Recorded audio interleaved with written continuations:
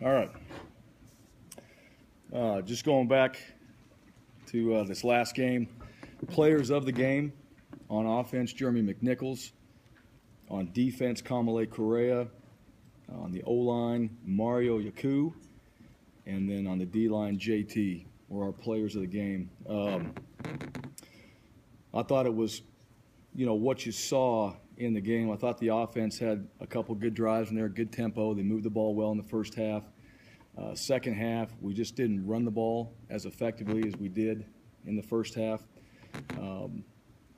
Needed to take advantage of a couple perimeter runs that we had opportunities to bounce out there. And also, Washington did a nice job of making adjustments inside as well to slow us down in the run game. Defensively, I was very proud of those guys on the 2 turnovers and the blocked punt. They swelled up in those situations. I think they had 2 field goals out of those opportunities that they hit, and then 1 punt. And so we did not give up a touchdown off of the turnovers or the negative plays. Special teams, we did not win that battle. And, you learn a lot from it. Fortunately, we're able to win the game, but we've got to do a much better job on special teams, and we'll make those corrections this week. Our guys understand that.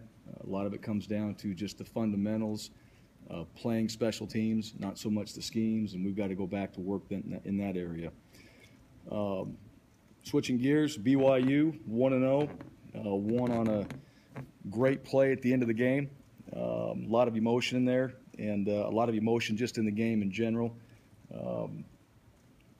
With what happened to Taysom Hill, and unfortunately, things happen in this game, and Taysom's a local guy that came from Highland High School, and we recruited him here as well.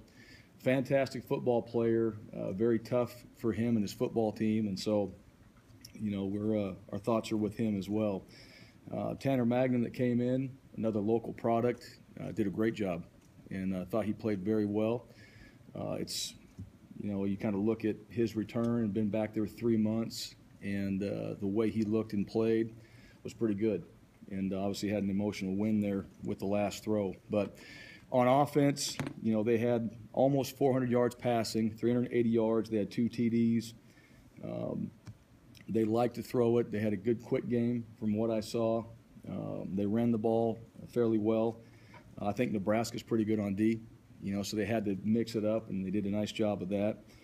But Tanner, really impressed with him, and obviously he's going to have another week preparing as the starter, so he's going to get more reps, and so we've got to be ready for that. They had a lot of explosive plays in that game, and they took their opportunities with their shots, and they hit them, is what happened. Probably the biggest difference of why that was a back-and-forth game, and towards the end they hit some big plays to put themselves in position even to be in that last throw situation there. Defensively, they held Nebraska to 126 yards. I thought Nebraska had a good plan. I thought they were running the ball effectively, but BYU made adjustments. They're multiple on defense, 3-4, and you really don't know where it's coming from. A lot of times they bring multiple pressures, middle, from both boundary and field. They do a nice job of mixing that up. I know Coach Mendenhall is calling the defense, and you can see, some of those changes that have been made from last year. Some personnel on defense: number 90, Bronson, 6'7", 265. I don't know how to say his last name, but Bronson's his first name.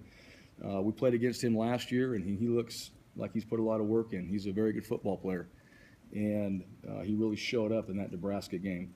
Number 22, their middle linebacker, and number 4, same way. A lot of improvements there. Thought those guys played very physical. So their front 7, big, physical. They were last year. Looks like they've gotten stronger, those guys that have come back, and that's going to be a big test for our guys up front. Special teams, they had 5 punts, 51-yard average. That's really good in the game there. They were 2 for 2 on field goals. And then, kind of an interesting thing that we found out, their punter was in Australian rules football, until this year. So he's been playing that. So he's actually playing American football now. So, but those guys, I thought, played in a hard-fought game in a really tough environment, and they were able to find a way to win in a emotional situation with one of their players going down, their leader. So, we've got to come back from our game and get back into our prep this week and focus on BYU and the things that we have to get better at. And that's our plan for going into this game. So with that, open up for questions. So Tanner obviously played a long time around here, probably back to when you were offense coordinator. I wonder if you saw him at all, and then if you recruited him at all at Texas, and just kind of your thoughts on what kind of player he is. Yeah, we did. What I remember with Tanner, we did recruit him, and here as well. I think he really picked up with the whole Elite 11 competition. That's where I'm not sure how heavily he was being recruited prior to the Elite 11, and then as it went on, and I guess he was in there with Winston at the same time. So those guys were both MVPs, and as that continued through its process and all that, he got more and more attention, and he's a very good football player. What he's done from what I remember him in high school to where he is now, he looks bigger. He's stronger. He's obviously more mature, but even his mechanics and the way he threw it and moved around, you can tell he's improved. They've done a nice job with him.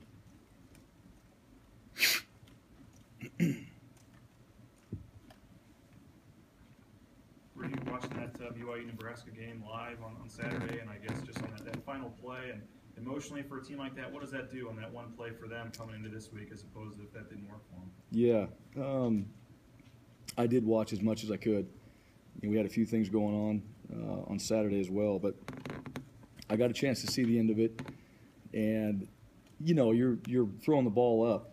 You don't know what's going to happen. You expect the odds are probably against the offense of actually completing the pass, and he let it go, and you could see the majority of both sides of the ball are about 4 yards deep in the end zone.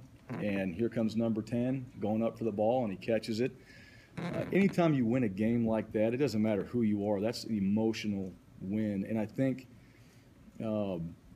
it creates a lot of momentum for them, because their quarterback, Taysom, was injured and tried to come back in and was out. And I'm sure they were thinking he's done because he would have been back in the game. And now you've got Tanner in there, and he comes in there and is able to throw that last play up. They make a play for him, and they're able to win it. And that's probably a big momentum, a lot of momentum for them going into this week. Coach, when you have a game that you played against Washington against a good team, they played against Nebraska, a good team, what can you see on film as you're getting ready as opposed to maybe if you played somebody that won 75-7 in an FCS game? Yeah, you see the adversity that both teams face and how they handle it. I think that's usually a big question for most teams coming out of fall camp is, all right, we've been going against each other. We've talked about adversity. We tried to train for it, but we probably really haven't had any because it's fall camp, other than maybe injuries.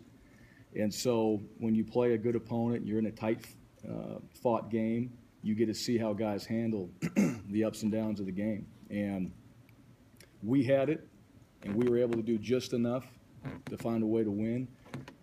They were up. Nebraska comes back.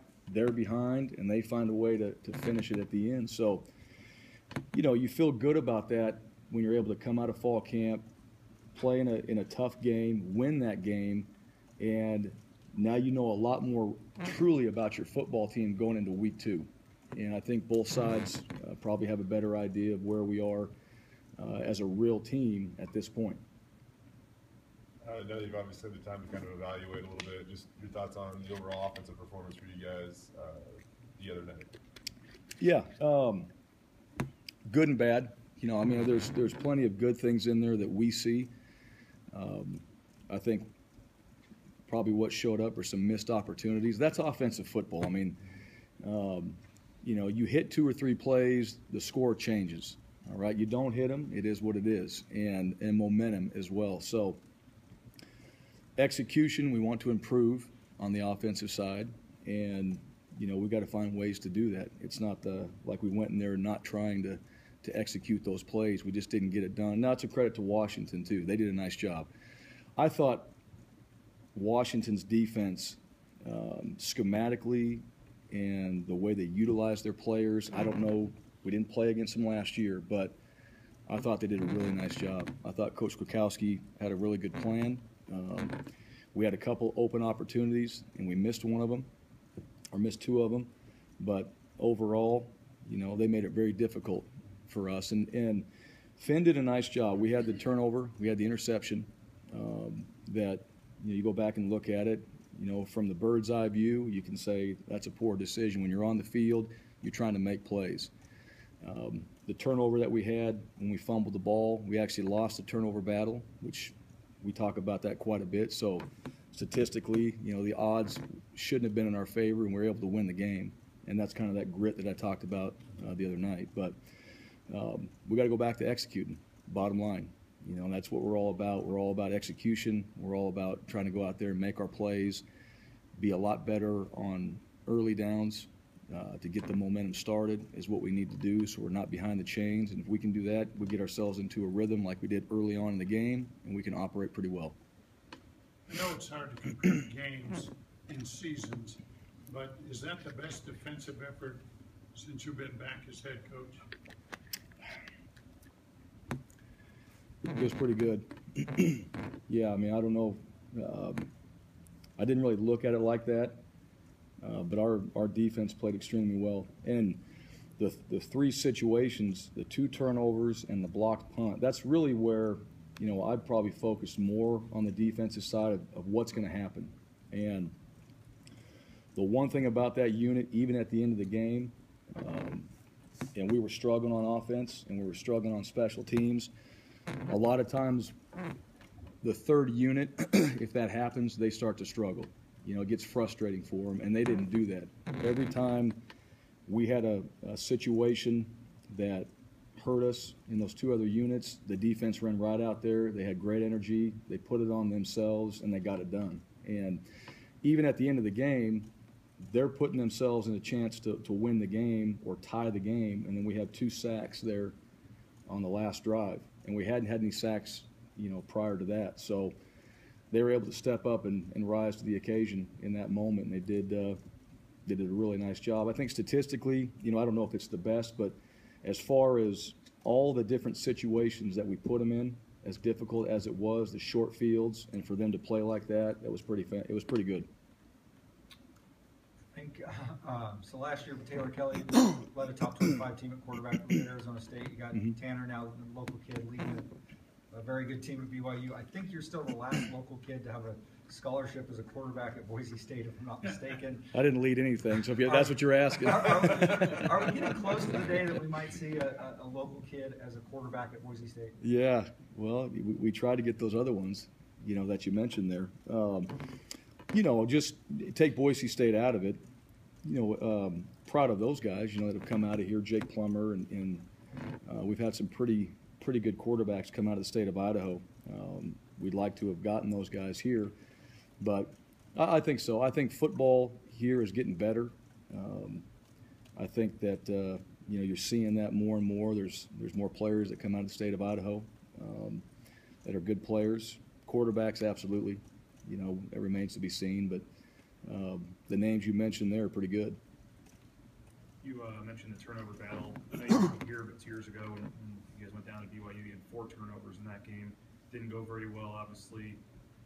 They're doing a whiteout. They're going to have a big crowd. They're fired up for their home opener. What kind of are you expecting with your group going on the road for the first time on Saturday? Yeah, it's been a while. When I coached tight ends, we actually played there a couple times, and it was the weather was not good. We went and played there, so the weather's going to be better than what I experienced. Fully expect a crowd, packed house.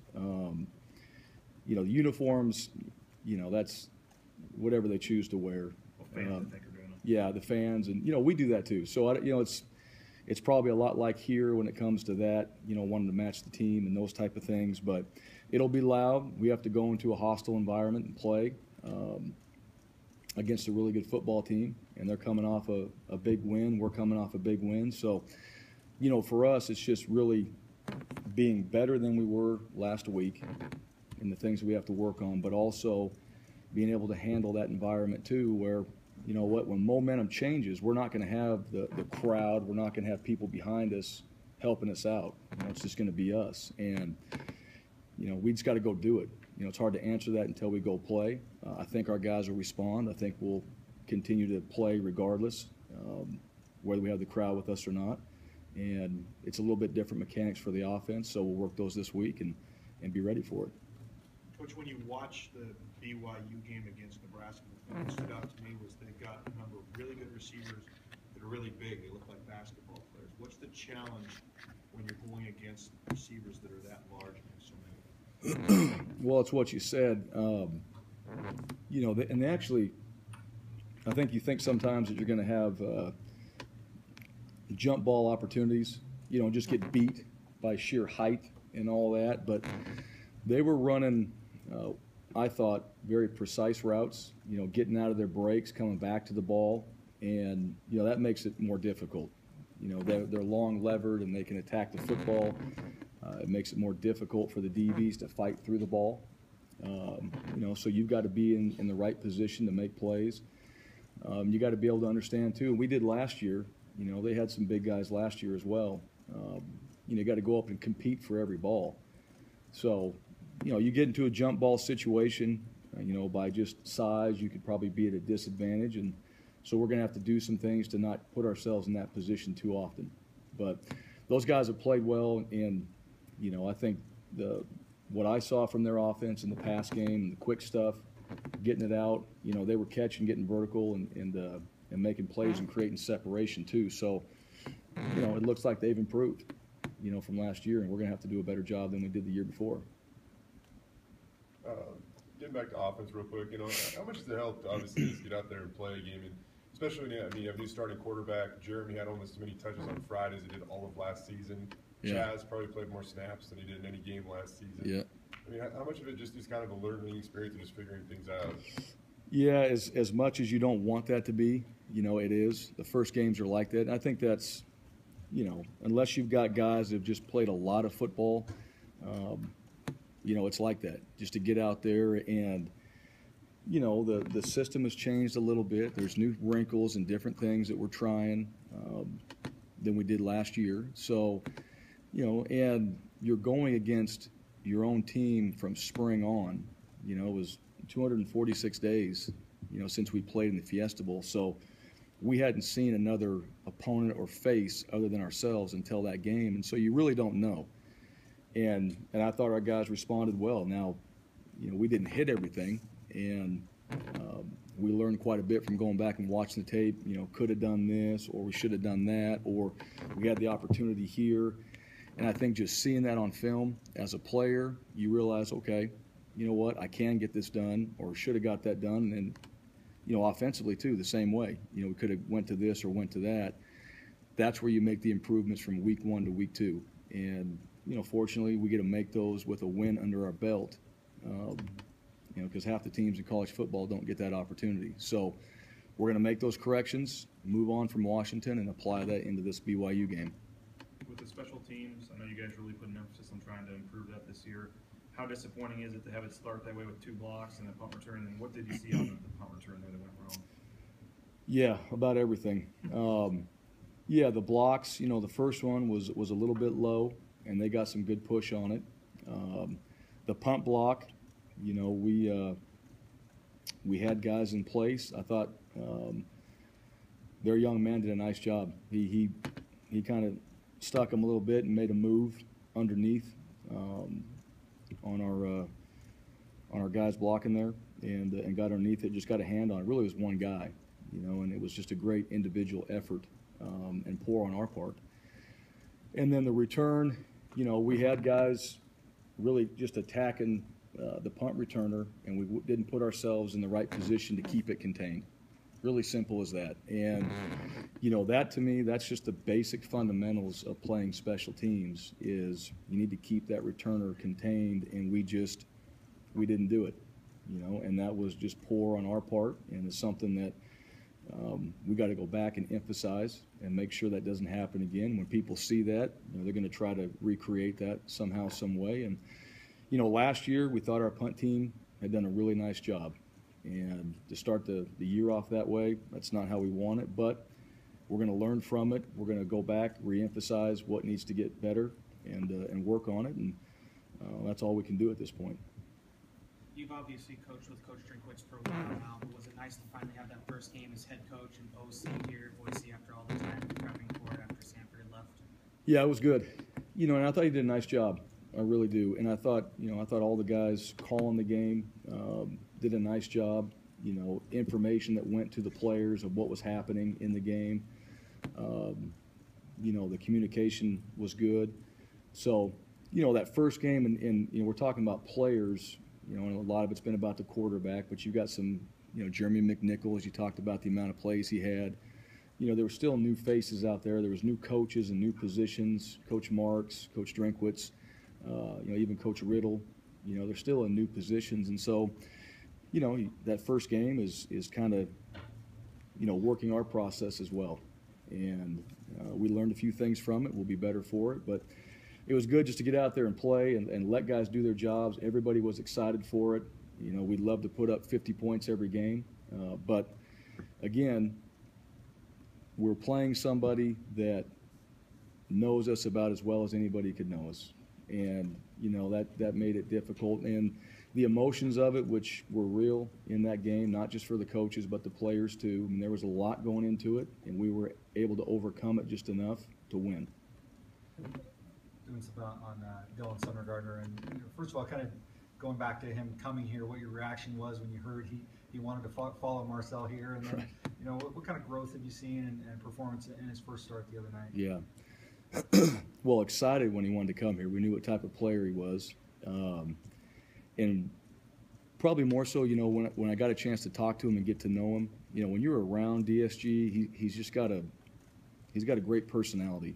He loves life. He loves football. He loves being here. He's like that on the practice field. He's like that out there on the football field in games. And, I thought he played well. He's a downhill physical safety, and that showed up in the game. I thought he moved better than he did last year. He's bigger. He's stronger.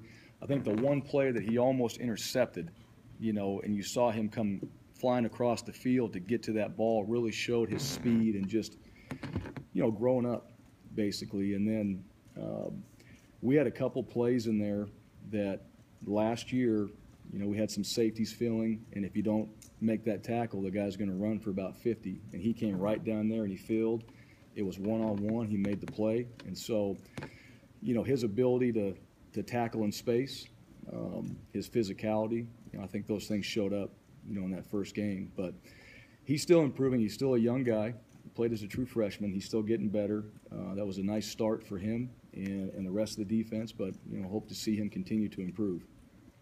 You had one-pronged rushing attack last year, and Jeremy did carry the load Friday night, but with Kelsey Young playing well and Devin Demas playing well, did it develop into a three-pronged running attack? I think so. And again, that will be determined by the type of schemes that we're going to use.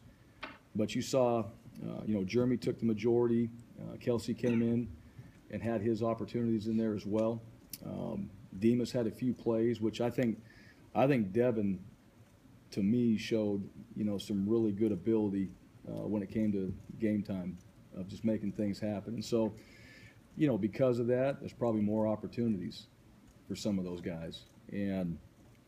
But yes, as far as all three of those guys playing, you're going to see them. And, we have the ability to do that. We want to do that.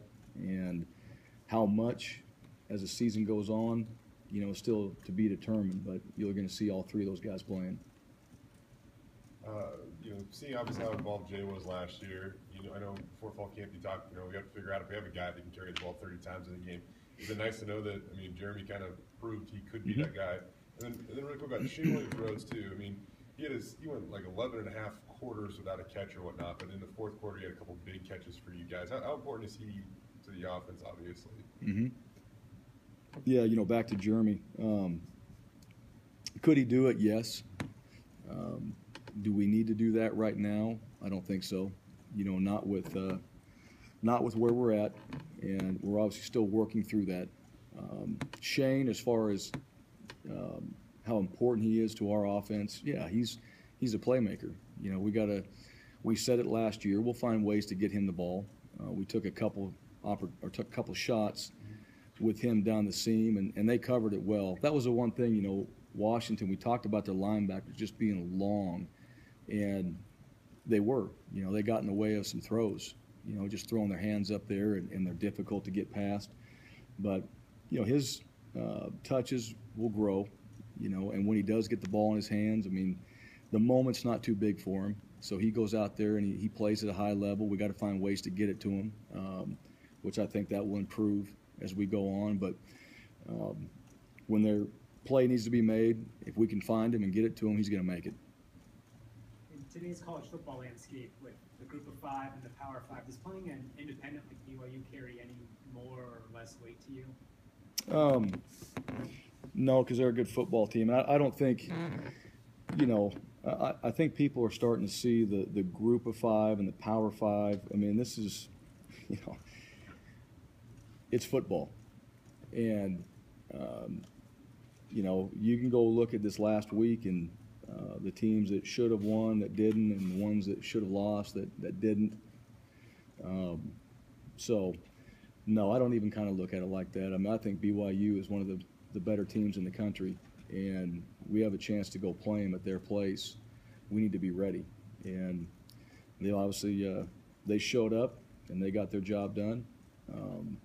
And you know, we showed up last week and got the job done. Now we got to go back to work, and we'll face each other here on Saturday.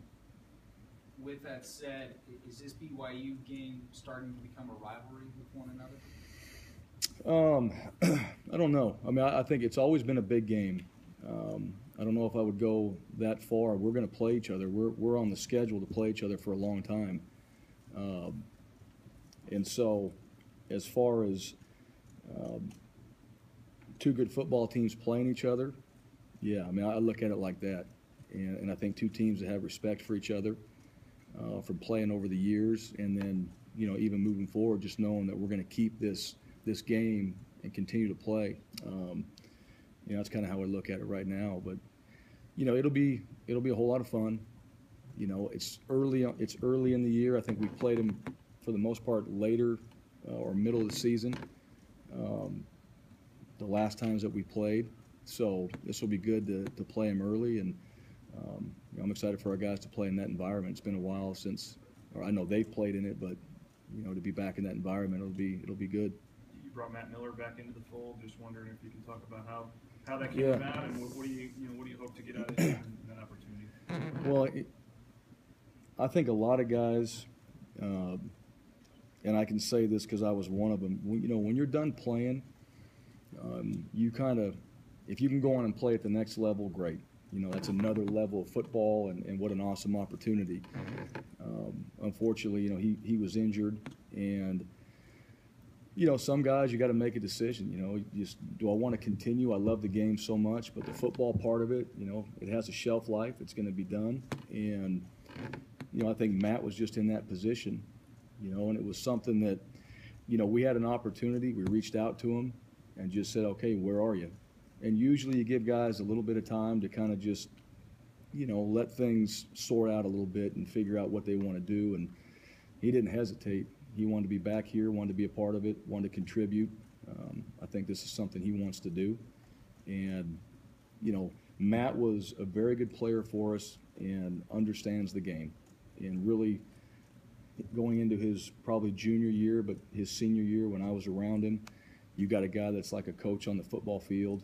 And you know what? I just think, you know, when you kind of go through this system and this process, if this is something you want to do, you have a pretty good understanding of football, and you're probably going to be successful at it. So I'm happy he's back. I think he's been a great fit with the staff. We obviously know him, but he's jumped right in. There hasn't really been any hesitation as far as his knowledge of what we're doing. He understands it. You know, he can look at the verbiage and pick it right up, and he can help guys around him get better. What is his job? Quality control. Offensive?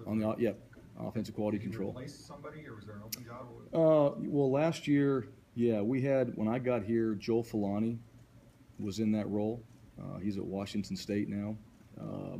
Chris Proctor, who's at Indiana State, was in that role, and then a GA position opened up. Chris Proctor went to a GA, and then Joel Filani left. So we had spots here, and then we didn't, in springtime, need them at that point. And then, so we've had opportunities just kind of waiting for the right person and hope that, one of these players that had played for us might want to do that, and it was able to work. We worked it out. Missed it the other night, but I don't think Gabe Perez played in the game. What's his status? Yeah, we'll see this week. He was a little bit dinged up going into this last game. I don't know what his status is right now, if he's going to be able to play in this game yet. Everything I've heard, he seems to be right on track, doing fine. So anticipate him practicing tomorrow, but that remains to be seen. So we'll see. Was Matt involved on Friday night? What's that? Was Matt involved on Friday night? Mm-hmm. He really get thrown in. What's that? Yeah. Yeah. He showed up, so he basically got here. We had our Friday night meeting, and he was there, and we were in the game. So he's in the box, right? Yeah, he's in the box. Yep. Coach, Yeah. BYU has grass. Many teams have grass. How does that change how you practice, shoes, and do you think playing on grass changes the game? I don't. We played on grass last year at UConn. I think that was a little bit different. That field, and we slipped around quite a bit. But, we're going to utilize our grass practice field. And so we've got that to be able to prepare for it. Probably some guys will choose a little bit different cleat than they did last year at UConn. I don't know what that is. There's different type of cleats they can use. But the biggest way to prep for it is to go out on our grass practice field. So we're fortunate to have that and be able to utilize it. And we spent most of our time in fall camp on the grass. So I don't think it's going to be much different. And matter of fact, actually Matt Miller, was one that played at BYU. And so, we talked to him, and he thought the surface was very good, that, guys could get in and out of their breaks and all that. So I'm sure their field will be in great shape. We'll utilize ours, and then, we'll be prepared with whatever cleats those guys are wearing that we learned from last year. After watching the tape, what have you seen out of your wide receiver group moving forward, going into this game with BYU? Yeah, there's opportunities, we still have guys that didn't get many opportunities that we want to get out there more. Keelan Butler, A.J. Richardson, are a few of those guys that we want to get out there and play a little bit more. Austin Cottrell. So you're going to see more of them, all right, moving forward. But I think we have a chance to be explosive. I think, we find ways to get the ball in their hands. They're going to make plays. And then I think we got some guys that we can rely on that can come in and be as effective. So we can change the rotation up a little bit. Matt is a non-coaching role, right?